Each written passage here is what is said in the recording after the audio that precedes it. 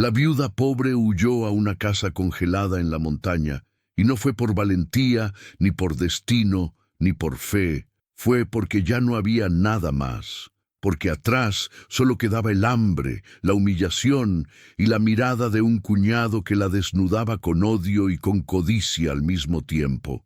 Esa noche, mientras el viento cortaba como navaja y la ciudad apagaba sus luces, ella caminaba con dos niños medio dormidos y medio desmayados, arrastrando una cobija vieja por la terracería helada, con los dedos entumidos y el corazón hecho pedazos. No llevaba maletas, no llevaba recuerdos, no llevaba nada. Solo traía en los brazos a su hijo más pequeño, que respiraba con un silbido raro, como si el pecho le crujiera por dentro, y de la mano jalaba a la niña mayor, que hacía un esfuerzo brutal por no llorar, porque su mamá ya no tenía fuerzas para consolar a nadie, ni para prometer mentiras. Iban sin techo, sin destino, sin un solo peso. Iban hacia el lugar del que todos hablaban en susurros, el lugar al que nadie se atrevía a subir, la montaña, la casa congelada, la maldición. Allá arriba, entre pinos negros deformes por el frío, estaba la única construcción que seguía de pie después de décadas de abandono. Una casa vieja, con paredes mordidas por la escarcha y ventanas tan oscuras que parecían ojos cerrados de un muerto. Nadie se acercaba, nadie la miraba de frente, nadie la reclamaba como suya. Decían que ahí vivía un monstruo, decían que se escuchaban cadenas arrastrándose entre los cuartos vacíos. Decían que en las noches más frías, una voz de hombre lloraba debajo del piso, pidiendo perdón. Pero la viuda ya había conocido monstruos peores. Vivían con traje, con sonrisa hipócrita, con perfume caro. Firmaban papeles, se quedaban con casas que no eran suyas, y luego decían que todo era legal, y si la única opción era el hielo o la calle, el miedo o la muerte, ella eligió el miedo, eligió la casa congelada, eligió la maldición, porque cuando te arrancan todo, hasta el terror se vuelve refugio. Y antes de seguir, necesitas entender algo. Esta historia no es leyenda, no es cuento, no es exageración de pueblo. Esta historia es real. Se ha intentado enterrar 1000 veces, se ha distorsionado, se ha callado, pero sigue ahí, como una herida que no cierra. ¿Estás listo para escuchar lo que de verdad pasó en esa casa que nadie tocaba desde hace décadas? A la viuda todos la conocían como Mariela. No era tan grande, tendría unos 32, pero la vida le había tallado la cara como si tuviera 50, la piel seca, los labios partidos, los ojos con ese brillo de animal acorralado que ya no sabe si correr o morder. Había sido esposa de un hombre tranquilo, un chofer de camión, de esos que no hablan mucho, pero nunca llegan con las manos vacías. Él se llamaba Julián. Julián murió en la carretera, cuando un tráiler se le vino encima en una noche lluviosa. Un accidente, dijeron. Una desgracia, dijeron. Un papelito con la firma del patrón de la línea de transportes. Un pésame frío. Lo sentimos mucho, señora. Y luego nada. Ni seguro, ni liquidación, ni apoyo. Nada. Lo poco que tenían. Una casa sencilla cerca del río y un terreno pedregoso donde Julián había soñado construir algo, quedó en manos del cuñado, Rogelio, el hermano de Julián, ese hombre de sonrisa torcida, mirada aceitosa y palabras dulces solo cuando había gente alrededor. A solas era otra cosa, era control, era chantaje, era crueldad. Tu marido me debía, Mariela, le dijo una noche, sentándose con toda confianza en la silla donde siempre se sentaba Julián. Firmó estos papeles. Mira, con su nombre, con su letra. Todo esto ya no es tuyo. Mariela apenas sabía leer. Las letras se le revolvían, pero reconocía la firma de su esposo como se reconoce el olor de un hijo. Era la suya, sí, pero algo no cuadraba. Julián jamás le había dicho que debía nada. Jamás le había ocultado deudas. Y aún así, ahí estaban las hojas con sellos, fechas, números, un laberinto diseñado para que ella se rindiera. Puedes quedarte unos días mientras consigues a dónde ir, dijo Rogelio, caminando por la casa como si ya fuera suya. Pero ya sabes cómo es esto. La ley es la ley.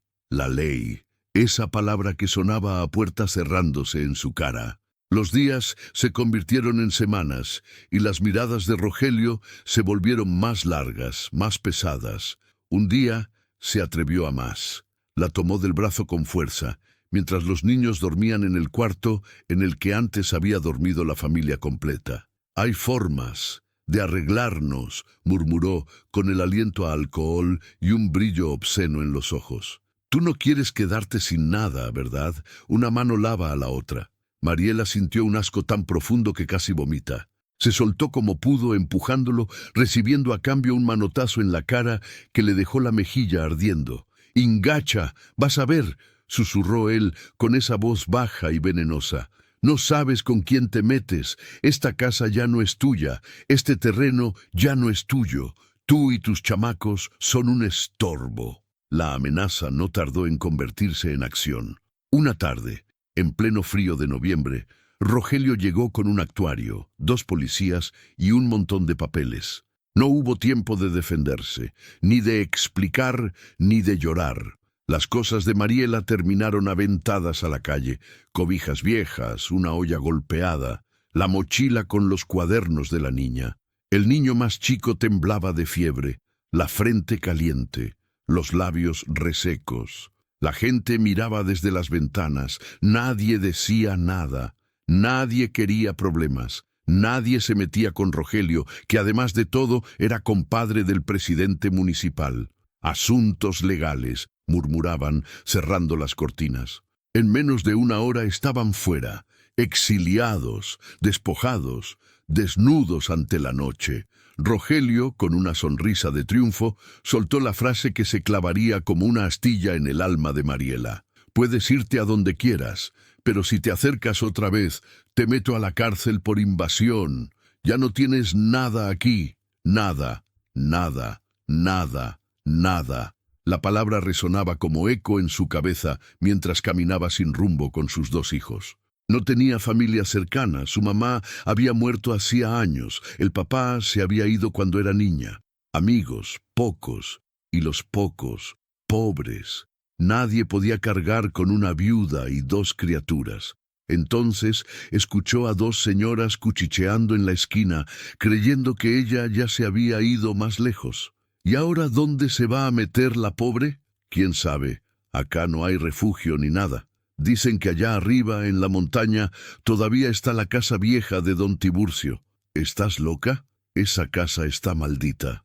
Desde que pasó lo que pasó, nadie se atreve a subir. Pues peor es la calle con estos fríos. Si yo fuera ella, preferiría enfrentar un fantasma que ver a mis hijos morir de pulmonía. Esa frase se le incrustó en el pecho como una chispa.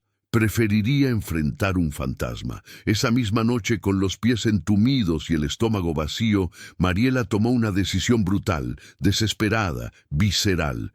Si la montaña era el único lugar que nadie reclamaba, si la casa congelada llevaba décadas sin dueño, si el monstruo o el fantasma espantaba a todos los vivos, tal vez ahí podría esconderse. Tal vez ahí podría sobrevivir. Pero había un detalle del que nadie hablaba en voz alta. ¿Por qué esa casa estaba maldita? ¿Qué había pasado de verdad ahí arriba? ¿Qué era eso que nadie tocaba desde hace décadas?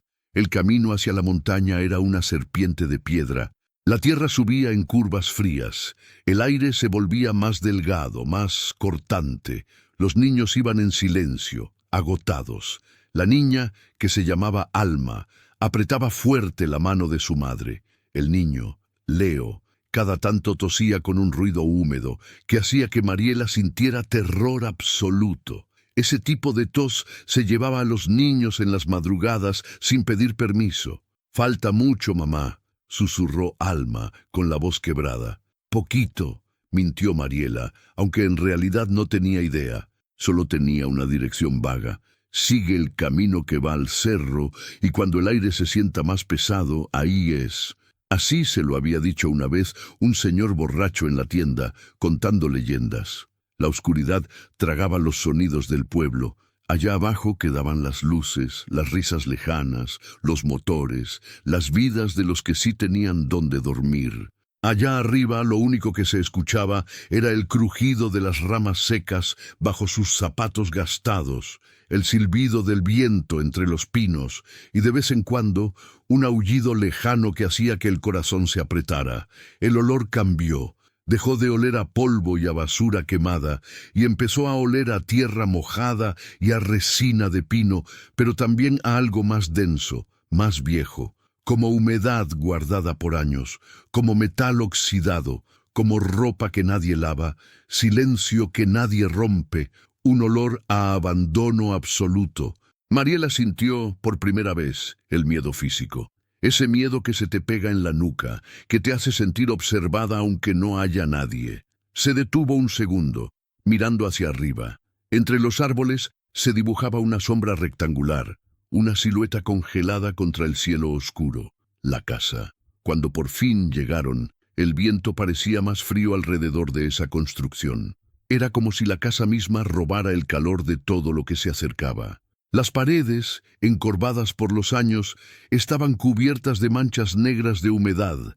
Los cristales de las ventanas estaban rotos o tapados con tablas viejas. La puerta principal tenía un candado oxidado, pero una de las ventanas laterales estaba forzada, como si alguien hace mucho tiempo hubiera entrado por ahí y jamás hubiera salido. Alma apretó más la mano de su madre. «Mamá, aquí huele feo». Sí, hacía frío, olía a madera mojada, pero también a algo más tenue, una mezcla de moho y un dejo de algo parecido a sangre seca, antiguo. Mariela tragó saliva. Pensó en dar la vuelta. Pensó en dormir al pie de un árbol, abrazando a sus hijos, confiando en que la noche fuera misericordiosa. Pero luego miró a Leo, con los labios morados, respirando con dificultad, y supo que la misericordia no existía para los pobres. «El monstruo no puede ser peor que verlos morir aquí mismo», se dijo a sí misma en un pensamiento brutal y crudo. «Si hay algo allá adentro, que se meta primero conmigo». Con las manos entumidas, empujó la ventana forzada. El marco se quejó con un chirrido largo, desesperante. Un soplo de aire gélido salió desde dentro, como si la casa hubiera estado conteniendo la respiración durante años y ahora exhalara el hielo de una vida entera atrapada. Primero pasó a los niños, con cuidado. Luego, entre quejidos de la cintura y un miedo visceral que le recorría la espalda, se metió ella. Sus pies tocaron un piso helado cubierto de polvo grueso. Cada paso dejaba una marca clara, como huellas en la nieve gris. A oscuras, solo guiada por la luz pálida de la luna que se colaba por una rendija, pudo distinguir que estaban en una especie de sala amplia. Había muebles cubiertos con sábanas rotas, una chimenea negra llena de telarañas, y en una esquina un montón de cajas apiladas, como si alguien hubiera intentado tapar algo. Entonces escuchó el primer sonido. No venía del viento, no venía de afuera. Venía de adentro, de las entrañas mismas de la casa, un arrastre lento, como si algo pesado se moviera bajo sus pies, como si una cadena oxidada se deslizara por un pasillo que no debería existir. Alma ahogó un gemido. Leo, medio dormido por la fiebre, apenas reaccionó. Mariela sintió que las rodillas se le doblaban, pero no se permitió caer. No podía, no delante de ellos. Respiró hondo y pronunció en voz baja, como si estar callada fuera peor. «Si hay alguien aquí, no venimos a hacer daño. Solo necesitamos un techo, solo un rato». La casa no respondió con palabras, pero el arrastre se detuvo, como si algo, al otro lado de la madera, se quedara escuchando. Nadie les había contado la historia completa de esa casa, apenas retazos. Se sabía que perteneció a un hombre llamado Tiburcio Olarte, un hacendado de los de antes, duro, calculador, rico hasta la arrogancia. Se decía que desapareció de la noche a la mañana, junto con gran parte de su fortuna. Se decía que en esa casa se habían firmado papeles sucios, testamentos rotos, contratos manchados de sangre. Y se decía que, desde la última noche en que se vio a Tiburcio con vida, nadie se atrevió a entrar, no porque temieran a los vivos, sino porque en las madrugadas se escuchaba un quejido ronco saliendo de las paredes, un quejido que no sonaba a fantasma, sino a algo más físico, como si alguien hubiera sido enterrado donde no debía. Eso era lo que se susurraba en las tiendas, en los velorios, en las borracheras, pero había algo que nunca se contó del todo, algo que, para el pueblo, era cosa de ricos, inalcanzable, intocable, y ahora una viuda sin nada había metido a sus hijos precisamente ahí, directo al centro de esa herida vieja. Mariela improvisó un rincón relativamente menos húmedo y se acurrucaron los tres con la cobija que traían. El piso era duro, gélido, un cuchillo directo al hueso. Mientras los niños cerraban los ojos rendidos por el cansancio, ella permaneció con la vista abierta, mirando hacia la nada, escuchando cada crujido, cada susurro, cada pequeño golpe que sonaba detrás de las paredes. La noche avanzó lenta, atroz. Afuera, los árboles se mecían emitiendo chirridos que más bien parecían lamentos. Adentro, de vez en cuando, ese sonido del arrastre volvía, más suave, más lejano, y junto a él había algo casi imperceptible, una respiración muy baja, muy profunda, como si la casa fuera un animal dormido. Cuando el amanecer apenas comenzaba a pintar de gris las rendijas, el cuerpo al fin la traicionó y se quedó dormida unos minutos. No soñó con fantasmas, soñó con papeles, con firmas, con la mano de Rogelio arrebatándole las llaves. Soñó con Julián intentando decirle algo desde el otro lado de una ventana empañada. La despertó la tos brutal de Leo. Tos seca, luego húmeda, luego un quejido agudo que la hizo incorporarse de golpe. El niño tenía la frente ardiendo, sus ojos estaban vidriosos, perdidos. «No, mi amor, no», murmuró tratando de sacudirlo suavemente. «Respira, mi cielo, respira». Cada respiración del niño sonaba como papel desgarrándose. El miedo sobrenatural se borró de un tajo. El único monstruo en ese momento era la enfermedad. Mariela salió corriendo hacia lo que suponía era la cocina, tropezando con muebles viejos, lastimándose las espinillas con cajas que no alcanzaba a ver bien. La cocina estaba igual de helada, pero encontró algo que la sorprendió. Una vieja estufa de gas, desconectada, oxidada, pero aún ahí. Un montón de trastes tirados, y sobre la tarja un olor fuerte a metal. Abrió la llave del fregadero casi sin fe, segura de que no saldría nada. Pero entonces, contra toda lógica, el tubo escupió un hilo delgadísimo de agua. Sucia, primero, luego un poco más clara. No era mucha, pero era real.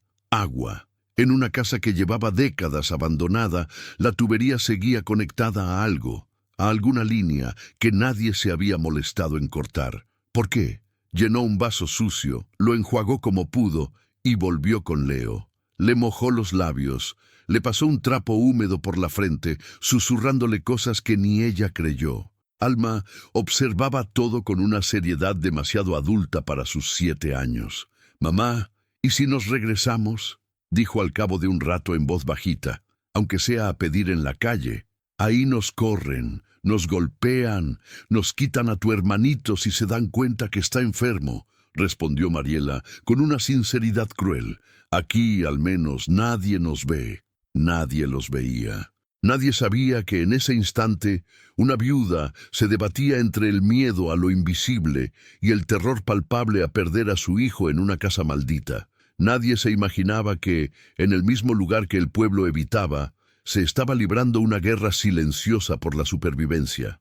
Los días siguientes fueron una mezcla de frío absoluto, susurros inexplicables y pequeñas victorias miserables.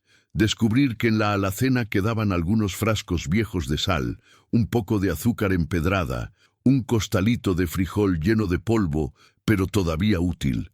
No había mucho, pero había algo, lo suficiente para que Mariela encendiera una vela roída que encontró en un cajón y cociera frijoles en una olla ennegrecida.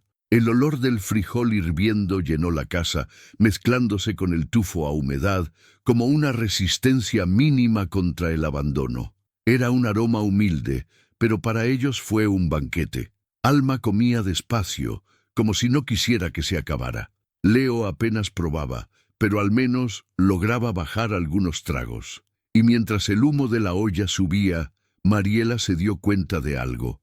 Cada vez que el vapor caliente se elevaba hacia el techo, se escuchaba un crujido en la parte de arriba, como si el calor despertara algo, como si un ser, oculto entre las vigas y la oscuridad, se moviera. No era un fantasma. Los fantasmas no arrastran peso, no hacen rechinar tablas. Lo que fuera que estaba ahí era sólido, tenía cuerpo y respiraba. El primer encuentro directo no tardó mucho. Era la tercera noche. Leo dormía inquieto. Alma se había quedado dormida recargando la cabeza en el hombro de su madre. La vela estaba a punto de consumirse. Afuera, la neblina pegaba contra las ventanas como si quisiera entrar. Entonces sonó, no como un arrastre lejano, no como un crujido aislado. Ahora fue un golpe seco, justo debajo de donde estaban acostados. 1, 2, 3 golpes, como puños torpes contra la madera. Mariela contuvo el aliento. Un sudor frío le corrió por la espalda. Sintió las ganas de gritar, de salir corriendo, de agarrar a sus hijos y aventarse cerro abajo si era necesario. Pero sus músculos no se movieron. Se quedó ahí clavada, con la respiración suspendida. Luego, una voz ahogada, como si hablara a través de tierra. No era clara, era un murmullo, pero estaba ahí, aquí. Mariela sintió que el corazón le dio un vuelco. Quiso pensar que su mente le jugaba una mala pasada. Quiso creer que era el viento filtrándose por las grietas. Pero los siguientes segundos destrozaron cualquier explicación lógica. La voz volvió, un poco más fuerte, forzando sílabas que parecían desgarrar algo. «Ah, aquí. Abajo. Abajo». Mariela apretó los dientes. Si hubiera estado sola, habría salido huyendo sin mirar atrás. Pero no estaba sola. Tenía 2 almas pegadas a la suya. Y si eso de abajo era un monstruo, si era un hombre, si era un loco, si era lo que fuera, necesitaba saber, porque lo desconocido era un peligro, pero también, en este mundo torcido, a veces escondía oportunidades. Pasó la noche en vela, con los ojos clavados en el suelo, esperando otro sonido. Pero no se repitió. Solo el viento, solo la respiración agitada de Leo, solo el llanto silencioso que a ratos se escapaba de ella sin querer. Al amanecer, con unas ojeras profundas y los nervios deshechos, tomó la decisión más temeraria de su vida: investigar el piso. Mientras Leo dormía con algo menos de fiebre y Alma miraba por una rendija del muro hacia la neblina, Mariela comenzó a mover los pocos muebles que tenía cerca. Corrió una mesa, arrastró una silla, apartó las cajas apiladas en una esquina. Los brazos le dolían, pero el miedo la impulsaba. El suelo estaba hecho de tablones gruesos, viejos, resquebrajados en algunos puntos. Parecía firme, pero había una zona, justo debajo de donde más fuerte había sonado el golpe, que se veía distinta. Las tablas estaban un poco más separadas, como si alguien las hubiera recolocado alguna vez. Se arrodilló, pasó los dedos por las grietas. Sintió algo que no era madera debajo, algo duro, frío, metal. Su respiración se aceleró. Esa casa llevaba abandonada décadas, decían. ¿Por qué alguien habría colocado metal bajo las tablas? Con toda la rabia, la desesperación y la fuerza que le quedaban, empezó a intentar levantar uno de los tablones. No tenía herramientas, solo sus manos. Las uñas se le rompían, los dedos se le pelaban, pero no paraba. Cada tirón era una mezcla de dolor físico y odio hacia todo lo que la había traído hasta ahí. «Si hay algo aquí, si hay algo que me ocultaron, lo voy a sacar», gruñía entre dientes, más para sí misma que para nadie. «Ya me quitaron todo, pero esta vez no me voy a quedar sin saber». Alma, asustada, se acercó con los ojos muy abiertos. «Mamá, ¿qué haces?» «Shh, Mi vida, vigila a tu hermanito, y si escuchas algo raro, me avisas. Después de largos minutos de esfuerzo brutal, con las manos ensangrentadas, finalmente una de las tablas cedió. Se levantó unos centímetros, dejando ver un hueco angosto debajo, lleno de sombras. El olor que salió fue penetrante, una mezcla monstruosa de humedad vieja, metal oxidado y algo más dulce, más desagradable. Un olor a encierro prolongado. Mariela acercó la cara lo suficiente para mirar, y entonces lo vio. No era un cadáver. No era un animal, era una tapa metálica grande, como la de una caja fuerte empotrada en el suelo. El corazón le dio un brinco. Una caja fuerte, en una casa maldita, oculta bajo las tablas. Algo dentro de ella, algo que llevaba años aplastado por la pobreza y la resignación, se encendió como un fósforo. ¿Y si aquí está lo que me deben? ¿Y si aquí está lo que le negaron a mi marido? ¿Y si esa voz quiere que lo encuentre? Esa voz, la que había dicho aquí abajo. ¿Y si no era un fantasma sino un eco de conciencia, un recuerdo pegado a los muros intentando guiarla hacia la verdad? El miedo y la esperanza se mezclaron de una manera atroz, visceral. Por primera vez, la idea de que esa casa guardara un monstruo le pareció incompleta. No era solo un monstruo, era un secreto sellado con metal, madera y silencio. Intentó abrir la tapa con las manos, pero estaba firmemente cerrada. No había manija evidente, solo una especie de recuadro con un círculo, como una cerradura vieja. Necesitaba una herramienta, una palanca, algo. Pasaron 2 días. 2 días de frío, de cuidar a Leo, de hacer rendir los frijoles, de escuchar la casa respirar. 2 días en los que, de vez en cuando, el piso volvía a crujir, como si algo allá abajo se impacientara. Y en esos 2 días, algo pasó allá abajo, en el pueblo. Algo que pronto subiría la montaña en forma de pasos, de voces, de furia disfrazada de legalidad. Rogelio se enteró, porque la gente habla. Porque siempre hay alguien mirando desde la sombra, porque la desgracia ajena es el entretenimiento crudo de los que se sienten intocables. Supo que Mariela no se había ido a casa de una prima ni a la capital, como algunos habían supuesto.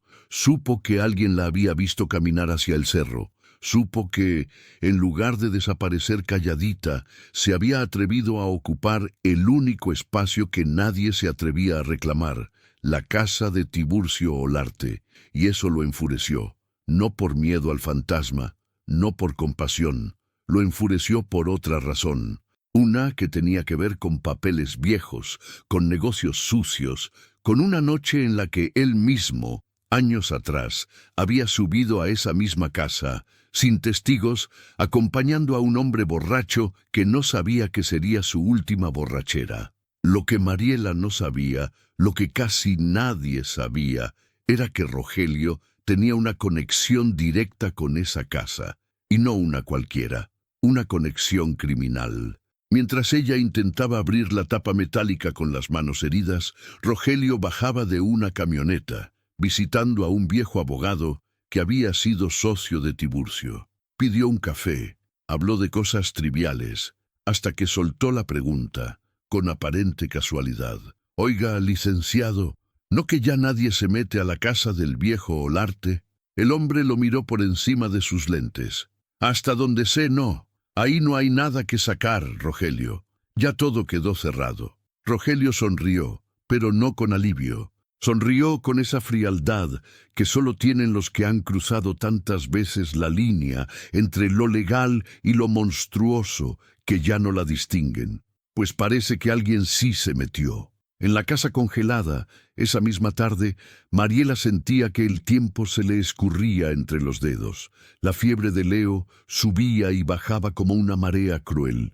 No tenía medicinas, apenas unas hierbas que recordaba de su madre y que había arrancado en el camino. El niño sobrevivía por pura terquedad. En un intento desesperado, salió un rato al bosque cercano a buscar ramas secas, algo con que encender más fuego y calentar agua. La neblina le raspaba la garganta, el frío le picaba los ojos. Recolectó lo que pudo y cuando estaba por regresar, escuchó algo que hizo que se le helara la sangre en pleno movimiento. Un motor. Allá abajo, en el camino de terracería, algo subía. Una camioneta. El sonido era inconfundible en ese silencio. No era un campesino subiendo con costales.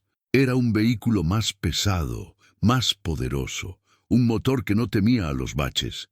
Mariela se agachó instintivamente, ocultándose tras unos arbustos bajos. Desde ahí alcanzó a ver fugitivamente cómo una camioneta blanca avanzaba despacio, como oliendo el terreno. 2 hombres iban en la cabina. No reconoció las caras desde esa distancia, pero el miedo en su estómago le dijo que no eran amigos.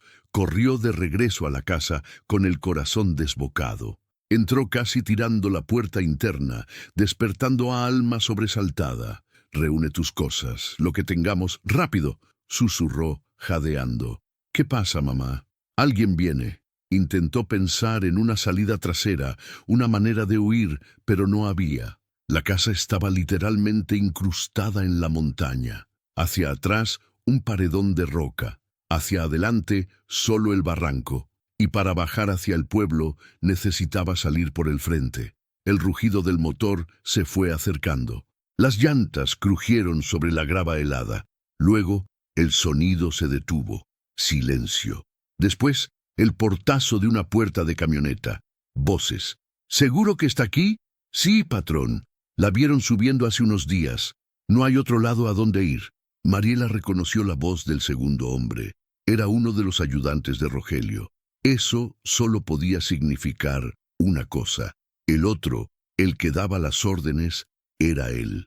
La rabia se mezcló con el terror. No era suficiente con haberla sacado a la calle. No era suficiente con dejarla a la intemperie. Ahora también venía a sacarla de la única cueva que había encontrado. El primer instinto fue esconderse.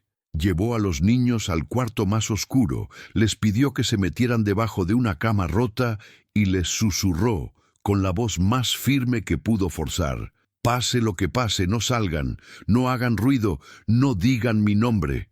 Alma le agarró el brazo. «Mamá, no nos dejes». «No los voy a dejar, solo me voy a poner enfrente. Esta vez no me van a patear tan fácil». Cerró la puerta del cuarto con cuidado. Dejó la vela apagada para que pareciera vacío y volvió a la sala, donde el viento hacía bailar las cortinas sucias como fantasmas flacos. Tocaron la puerta principal, aunque sabían que estaba semi-atrancada. El golpe resonó en toda la estructura. «¡Mariela!», gritó la voz de Rogelio, fuerte, arrogante, como si esa casa también le perteneciera. «Sé que estás ahí, ábreme». Ella inspiró hondo. Por un segundo pensó en quedarse callada, en fingir que la casa estaba realmente vacía y que las huellas, las ollas, todo eran restos viejos. Pero él inevitablemente entraría por la ventana forzada y la encontraría en el peor ángulo posible, huyendo, escondida, acorralada. Así que hizo algo que nunca antes había hecho. Se plantó. Caminó hacia la puerta, cada paso resonando en el piso hueco, justo encima de la tapa metálica que acababa de descubrir. Y cuando la voz de Rogelio volvió a sonar, esta vez con un tono más impaciente, ella puso la mano en la madera y gritó: «¿Qué quieres aquí?». Silencio. Luego una risa corta, incrédula. «¿Qué hago aquí?». Esa debería ser mi pregunta. Esta casa no es tuya, Mariela, ni el terreno, ni el aire que estás respirando. Abre la puerta». Las manos le temblaban, pero las apretó contra la madera. No iba a abrirle. No esta vez. «No tienes derecho a seguirme hasta acá», respondió, con la voz quebrada pero firme. «Ya te quedaste con todo. Déjame esto».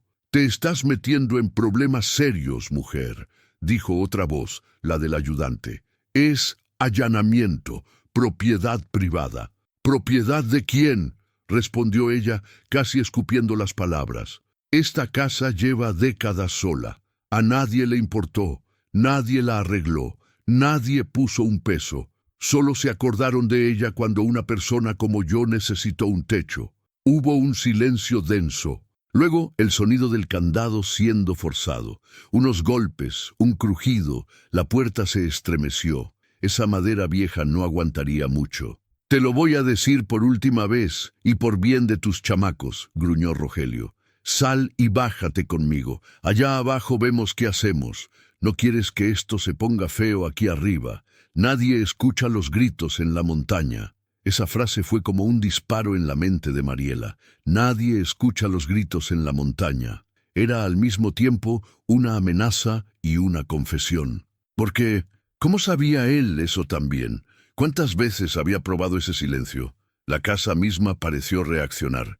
Un crujido profundo recorrió las vigas, y desde el hueco del piso, un golpe seco se hizo oír de nuevo. 1, 2, 3, como si algo allá abajo respondiera a esa frase, como si odiara esas palabras. El rostro de Rogelio, al otro lado de la puerta, debió cambiar. Se notó en el titubeo que siguió. «¿Escuchaste eso?», murmuró la voz del ayudante. «Son ratas». «Tú abre, no seas cobarde», gruñó él, aunque un temblor mínimo se coló en su tono. En ese instante, a Mariela se le cruzaron dos certezas brutales en la mente. Primero, que ese hombre no venía solo a sacarla. Venía a asegurarse de algo dentro de la casa, algo que solo él y pocos más conocían. Segundo, que la maldición de la casa no era un invento cualquiera, era una coartada, una máscara, un muro de miedo levantado para que nadie escarbara en el pasado. La caja fuerte bajo sus pies se convirtió de golpe en el centro de todo. Esa tapa metálica era más peligrosa que cualquier fantasma. Todavía no sabía qué guardaba, pero intuía que lo que fuera podía ser lo único capaz de poner a ese hombre contra la pared. El golpe final sobre el candado reventó el metal oxidado. La puerta se abrió de golpe, dejando entrar una bocanada de aire helado y la silueta oscura de Rogelio, con el ceño fruncido, cubierto con una chamarra gruesa. Detrás de él, el ayudante, más joven, dispuesto a obedecer. Mariela dio 2 pasos hacia atrás, colocando el cuerpo justo encima de la zona del piso donde había levantado la tabla. Si alguien miraba con atención, podría notar la grieta, el hueco. No podía permitirlo. «Te ves mal, Mariela», dijo Rogelio, mirándola de arriba abajo, deteniéndose un segundo en las manos rasguñadas y ensangrentadas. «Esto no es vida para ti ni para los niños. Vente, vamos a arreglar las cosas como adultos». «Como las arreglaste cuando me firmaste mi despojo con mentiras», escupió ella sin poder contener la rabia. «¿Así?». Los ojos de él brillaron con molestia, pero se notaba seguro. Sabía que tenía ventaja. Pensaba que ella era una mujer acorralada, débil, dispuesta a ceder al menor empujón. No sabía que algo, en esa casa, le había inoculado otro tipo de coraje. Rogelio dio un paso hacia adentro, mirando de reojo la sala, la chimenea, los muebles cubiertos. Había en su mirada algo más que desprecio. Había reconocimiento. «Hace años que no subía aquí», murmuró, casi para sí mismo. Mariela lo escuchó. Sintió que algo encajaba. Él conocía el lugar, tal vez demasiado bien. «¿Qué vienes a buscar, Rogelio?», preguntó de pronto con una frialdad que lo tomó por sorpresa. «Vengo por ti, por tus chamacos. No más eso». «Mentira». La palabra cayó pesada. Él la miró con fastidio. «¿Qué dijiste?». «Mentira», repitió, avanzando un poco, desafiando la lógica del miedo. «No te importa si vivo o muero. No te importa si mis hijos comen o no. Nunca te ha importado.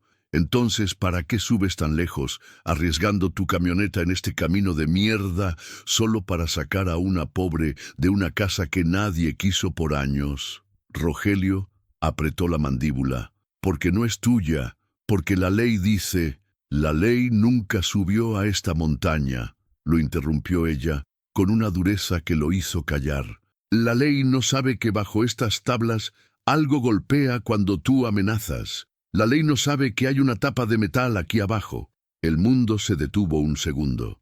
El ayudante parpadeó, confundido. Rogelio palideció un poco, apenas perceptiblemente.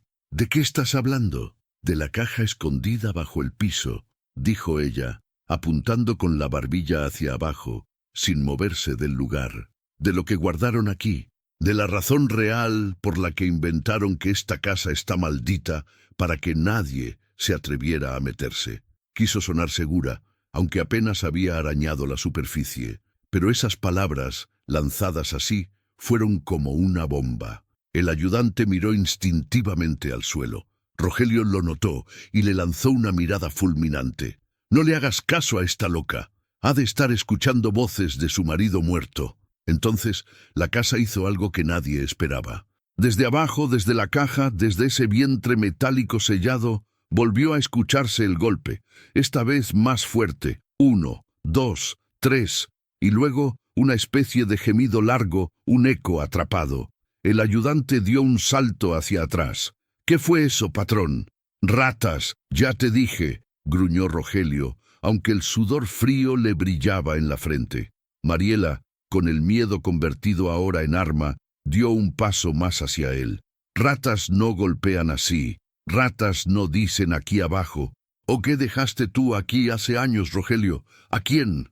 Los ojos de él, por primera vez, se encendieron no solo de ira, sino de pánico, un pánico cargado de memoria. Había una historia oculta, una tan grave, tan monstruosa, que él prefería enfrentar fantasmas inventados que enfrentarse a eso. Y Mariela lo olió, como un animal huele la sangre. «Escucha bien», dijo ella, bajando la voz hasta convertirla en un hilo tenso. «Tú sabes qué hay aquí. Yo todavía no, pero ya lo descubrí. Y si me sacas de aquí a la fuerza, si me tocas un pelo, si le haces algo a mis hijos, juro por la tumba de Julián que bajo estas tablas, lo que sea que guardaron, va a salir a la luz. Juro que esta vez no me voy a quedar callada». Rogelio avanzó de golpe, la tomó del brazo con violencia, acercando su cara a la de ella. Su aliento era una mezcla agria de cigarro y coraje. «¿A quién le vas a decir, ¿A quién? Nadie te cree.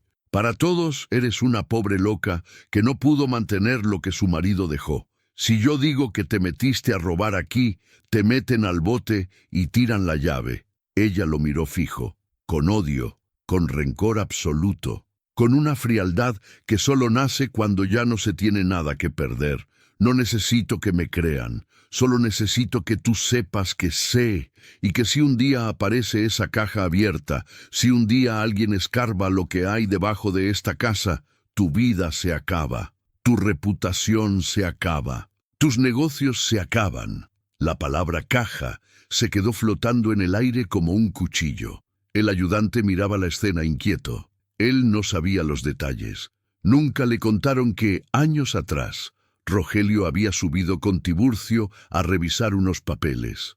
Nunca supo que hubo gritos esa noche, que la luz de la casa se quedó encendida hasta la madrugada, que después Rogelio bajó solo, con las manos temblando y una mancha oscura en la manga. Nunca oyó el sonido sordo de algo pesado arrastrándose por el piso, ni los rechinidos de un metal siendo sellado. Pero ahora, algo de todo eso se escapaba de la máscara de su patrón, y el ayudante lo notaba, aunque no supiera ponerle nombre. «Patrón, mejor vamos», murmuró incómodo. «Ya la encontramos. Podemos volver otro día con la policía o algo». Rogelio lo ignoró. Estaba demasiado cerca de Mariela, demasiado enredado en su propia culpa, demasiado amenazado por una mujer a la que siempre había considerado inferior. Aunque encuentres esa caja, aunque la abras, no tienes idea de cómo funciona este mundo, siseó. Los ricos nunca caen, la justicia no sube cerros, los jueces no se ensucian los zapatos de lodo. Tú no eres nadie, Mariela. Ella sonrió, una sonrisa triste, rota, pero firme. Tal vez yo no, pero lo que esté ahí abajo, sí. Lo que enterraron aquí, sea lo que sea, tiene más fuerza que tu apellido, más fuerza que tus papeles falsos, porque la verdad siempre regresa, y ahora ya no está sola, ahora me tiene a mí. El monstruo de la casa de pronto tomó forma muy clara. Ya no era una sombra, ni una cadena, ni un fantasma. El verdadero monstruo era la codicia, era la impunidad. Era la certeza de que nadie iba a mover un dedo por los muertos pobres, por los engañados, por los desterrados. Y sin embargo ahí, en esa casa congelada, una viuda descalza con las manos rotas se plantaba frente a ese monstruo de carne y hueso, sin más arma que la intuición del secreto bajo sus pies. Rogelio la soltó de golpe como si quemara. Miró alrededor, respirando agitado. Por un momento pareció estar a punto de confesar algo, a punto de soltar una frase que rompiera el velo de años, pero se contuvo. Los hombres como él preferían reescribir la historia antes que enfrentarla. «Te voy a dar 2 días», dijo al final reculando hacia la puerta. «2 días para que salgas de aquí por las buenas. Si en 2 días sigues aquí, voy a subir con la policía, con papeles, con todo, y te voy a sacar a patadas, a ti y a tus chamacos. Y si para entonces se te ocurre hacerte la valiente con tus cuentos de cajas y voces, vas a ver lo que es la verdadera maldición». Se giró hacia el ayudante. «¡Vámonos!». La camioneta se alejó, tragada de nuevo por el bosque. El silencio volvió a caer sobre la casa, pesado, absoluto pero diferente. Ya no era un silencio de abandono, era un silencio expectante. Mariela se quedó de pie, temblando, sintiendo cómo la adrenalina se iba disipando y dejaba detrás un cansancio brutal. Luego, desde abajo, se escuchó algo más. No un golpe, no un gemido, un clic, como si un mecanismo interno, oculto por años, se hubiera activado. Se arrodilló de inmediato. Apartó la tabla suelta con más facilidad esta vez. La tapa metálica seguía ahí, fría, inamovible, pero ahora notó un detalle que antes, en su desesperación, se le había escapado. Junto a la cerradura circular había un pequeño hueco, como para insertar algo. Una llave especial, una palanca. Recordó las palabras de Rogelio. Ya todo quedó cerrado, cerrado, pero no destruido, bloqueado, pero no olvidado.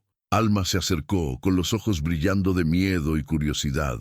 «Mamá, ¿qué hay ahí?». «No lo sé todavía», respondió ella, con la voz ronca. «Pero sea lo que sea, es mío ahora, de nosotros, porque nadie más tuvo el valor de venir a buscarlo». Esa noche, la casa no la dejó dormir.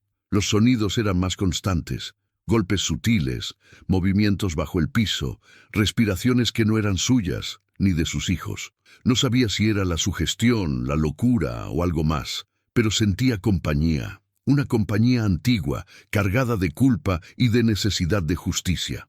Entre sueños ligeros, escuchó frases rotas, como si alguien intentara hablar a través de barro. Testa, mento, nombre, Rogelio. Cada vez que escuchaba ese nombre, una mezcla de odio y esperanza le atravesaba el pecho.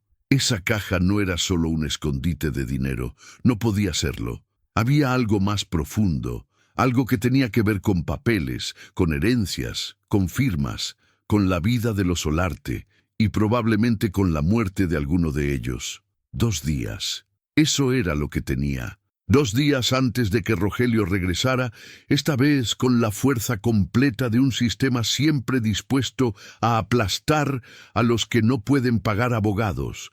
Tenía que decidir, huir de nuevo, con los niños, hacia ninguna parte, o quedarse, enfrentar al monstruo humano y usar a su favor al supuesto monstruo de la casa. Eligió lo segundo, porque ya había huido demasiado, ya había sido expulsada, humillada, borrada de la tierra que había pisado con su marido.